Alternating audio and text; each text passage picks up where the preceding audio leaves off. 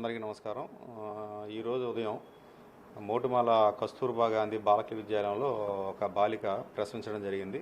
ప్రసవించిన వెంటనే మగబిడ్డ చనిపోవడం జరిగింది. దాని మీద విషయం కాలేజీ సిబ్బంది హాస్పిటల్కి తెలియజేయడం, కొత్తపట్నం పిహెచ్సి డాక్టర్ గారు వచ్చి అది పరిశీలించి తర్వాత మెరుగైన వైద్యం ఆ బాలిక అందజేయడం, తదుపరి ఆమెను రిమ్స్ హాస్పిటల్కి మంచి వైద్య నిమిత్తం పంపించడం జరిగింది.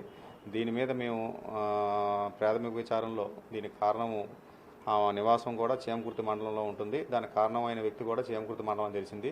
దాని మీద స్టేట్మెంట్ రికార్డ్ చేసుకొని చేమకుర్తి పోలీసు వారు కేసు కట్టి దర్యాప్తు చేస్తూ ఉన్నారు. అది ఉదయం మార్నింగ్ 10 నుంచి 11 మధ్యలో అని చెప్పన్నారు. ఏమండి, రిమ్స్ హాస్పిటల్లో 6 నిమిషం పంపించడం జరిగింది అమ్మాయిని. ఆ అబ్బాయి పుట్టిన బిడ్డ చనిపోయాడని చెప్పి డాక్టర్ నిర్ధారించారు. తదుపరి విచారణలో ఏందనేది తెలియ రావాల్సి ఉంటుంది ఇంట్లో.